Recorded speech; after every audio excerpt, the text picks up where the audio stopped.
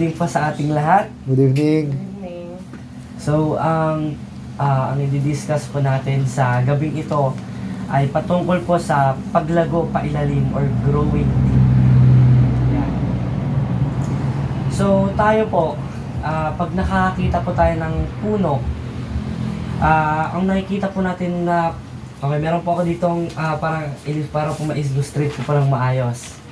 So, pag nakakita po tayo ng puno, is sa pag-grow po nila, ang tinitignan po natin is yung kanilang mga dahon, mga berdeng dahon, mga sanga, ganon.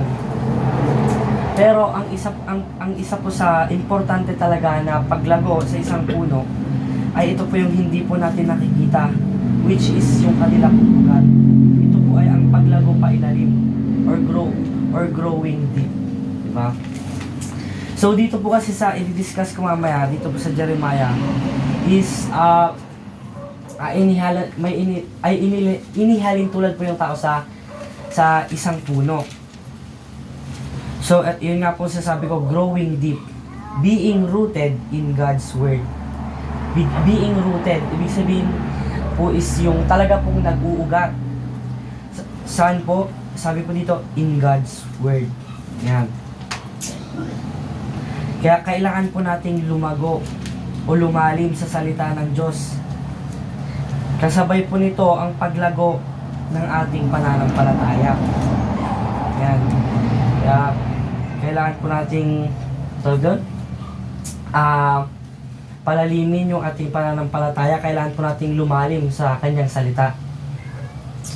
And meron naman pong mga puno na makikita po natin na okay naman sila, napakaganda, okay naman yung puno, okay naman yung mga sanga, yung mga dahon. Pero pag dumating na po yung malakas na ulan, malakas na hangin, or bagyo, or tagtuyo, tag-init, is makikita po natin, ayan po, is natutumba po sila. Makikita po natin natutumba. Bakit po? Ano pong reason? Makikita po natin dito na yung ugat po nila is mababaw. Yan. Makikita po natin na ang nagkukos po ng kanilang pagkatumba, kahit na okay naman yung puno nila, mga sanga, is mababaw po yung kanilang ugat. So, ganoon rin po sa atin.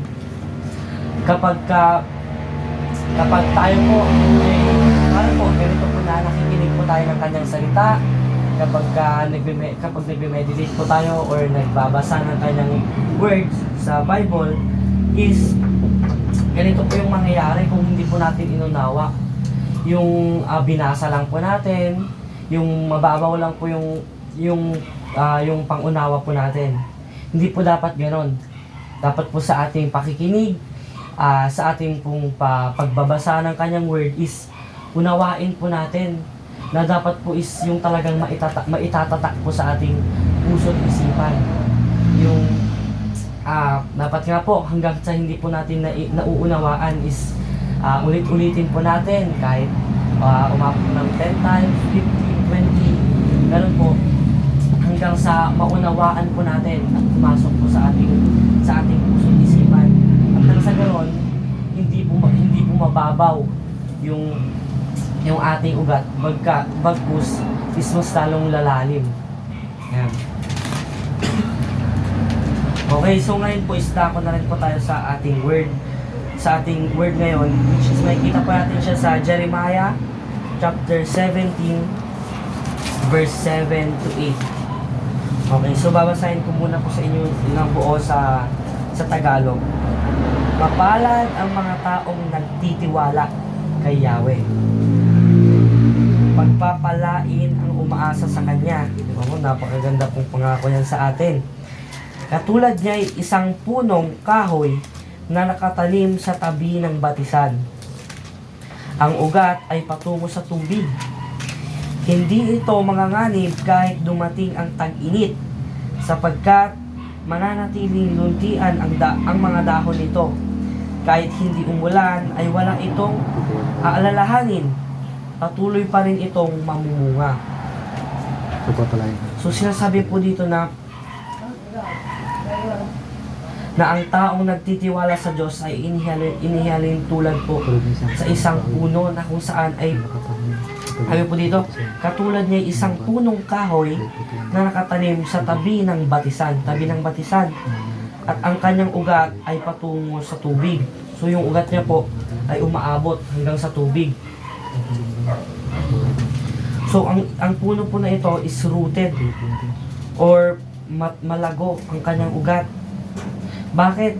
Kasi sabi dito, nagtitiwala kay Yahweh. Sabi dito, pagpapalain ang umaasa sa Kanya. Ibig sabihin, nagtitiwala at umaasa sa ating Panginoon.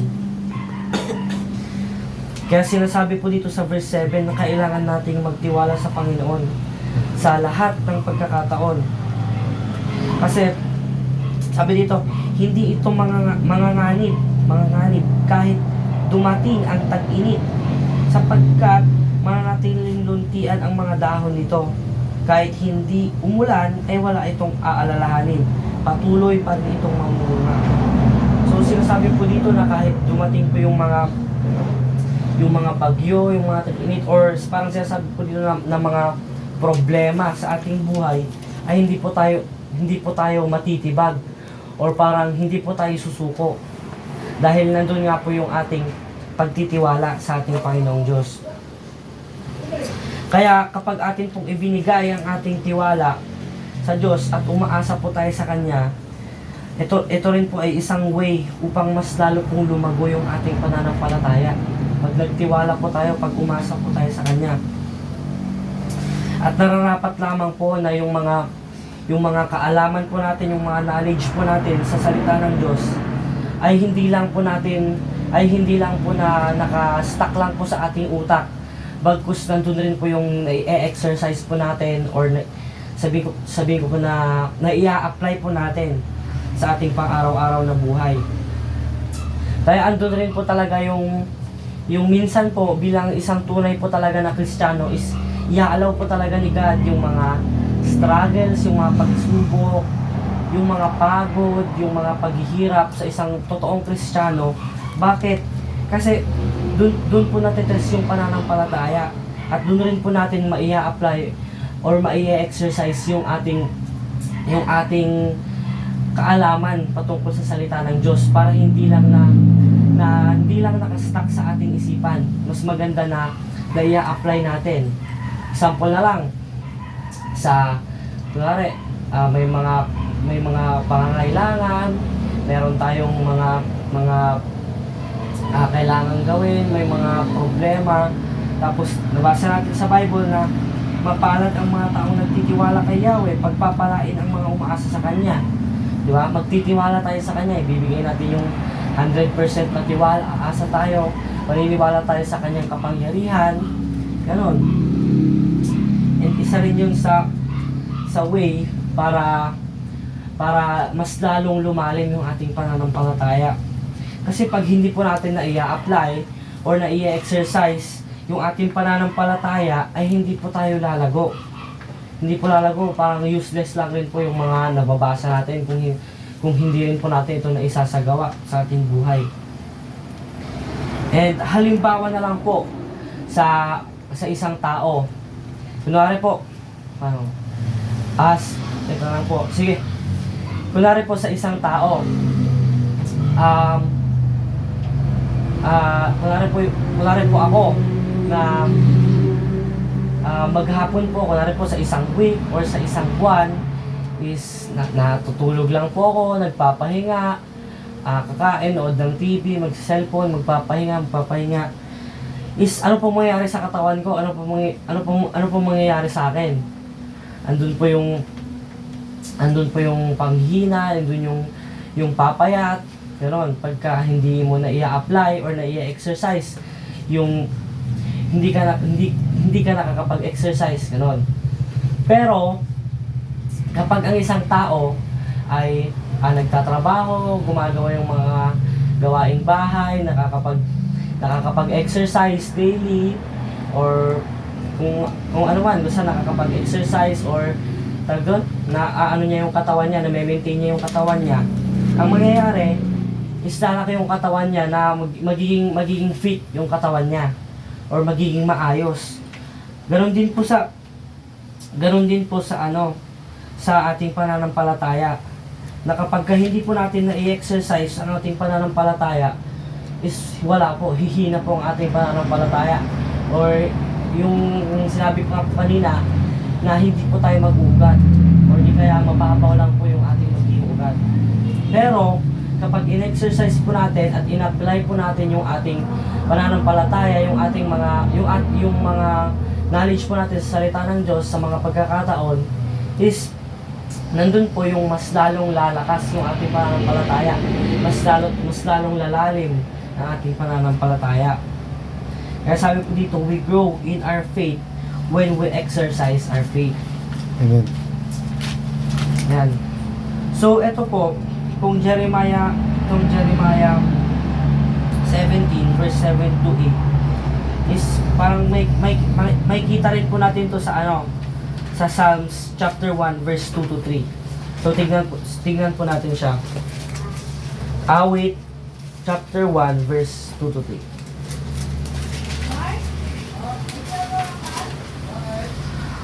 Okay, basahin ko po sa inyo.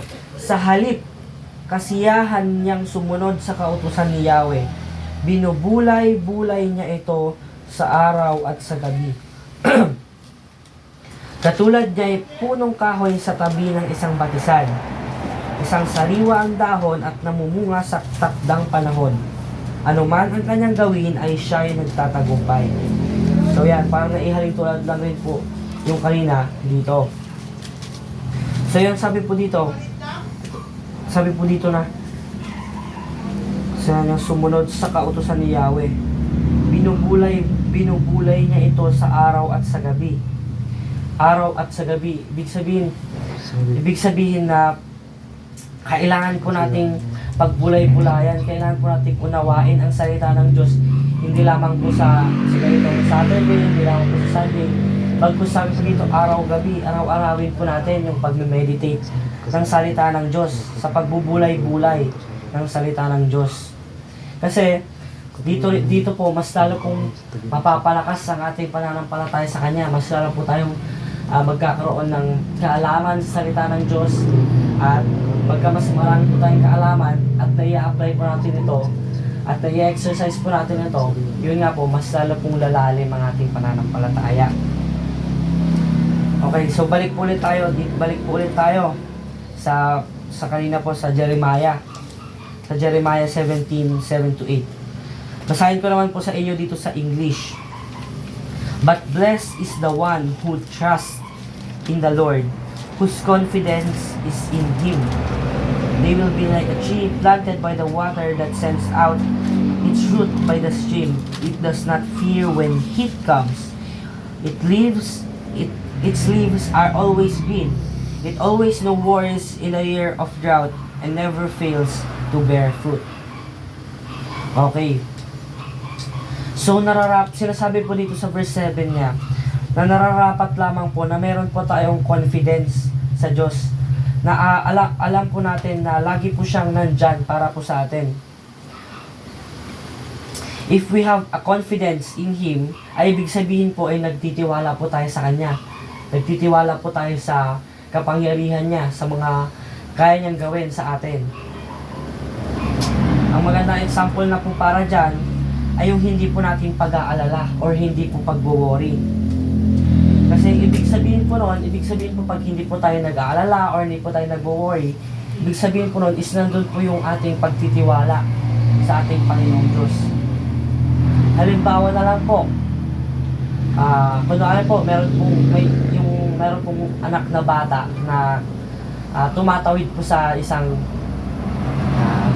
hanging bridge. Yan. So yan, natatakot po siya na baka madulas siya, mahulog. Baka, syempre po, hanging bridge, gumagalaw-galaw po yun, na natatakot po siya, umiiyak. Pero, nung nakita po siya ng kanyang tatay at nilapitan po siya, and tinulungan po siya, sinamahan po siya na makatawid po dun sa hanging bridge na yon papunta sa kabilang dako, is nandun po yung bata po is nawala po yung worries niya, nandun po yung Kasi po, nandun na po yung confidence niya sa kanyang tatay na naniniwala po siya na na na kaya siyang protektahan ng tatay niya, na kaya siyang alalayan ng tatay niya. Ayun po, may confidence siya sa tatay niya. And ganoon na rin po, nagkaroon na rin po siya ng confidence sa sarili niya. Kaya ayun po, hindi na po siya umiiyak and nakatawid na po sila dun sa hanging bridge. So yun po, ganoon na rin po sa buhay po natin. Na kapag nandun po yung confidence po natin sa ating Panginoon, nandun po yung ating pagtitiwala sa Kanya, hindi po tayo dapat na mag-worry kung gano'n. Kasi naniniwala po tayo sa kapangyarihan niya, naniniwala po tayo na siya po ay Panginoon na nagpo-provide ng ating pangangailangan, na protekta, nag-iingat, di ba? Kaya hindi po tayo dapat mag-worry kung meron po tayong confidence. Ganon din po ang gusto ng Diyos na relasyon natin sa Kanya, na magkaroon tayo ng confidence sa Kanya at hindi tayo mangangamba o mababalisa. At pag binigay natin ang ating confidence sa Panginoon, ay magiging confidence rin po tayo sa ating sarili. Kaya napaka-importante po talaga na maisagawa rin po natin at maisabuhay yung pananampalataya po natin sa ating Panginoon. At yun nga po, tulad po ng sinasabi ko, na nararapat lamang po na araw-arawin po natin yung ating pagbababad at pag-unawa sa salita ng Diyos. At nang sa ganun po is mas lalo pong lalalim at mas lalo pong mag-uugat ang ating pananampalataya.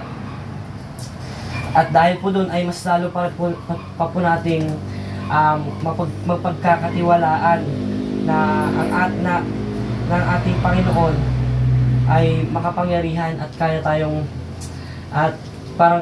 protektahan, kaya nating makalagpas sa ating mga hinaharap dahil nandun nga yung tiwala natin sa Kanya. At kahit anong mga problema o paghihirap na dumating ay hindi na tayo susuko. Bagkus ay magtitiwala tayo sa Diyos na siyang makapangyarihan. Ayun lang po.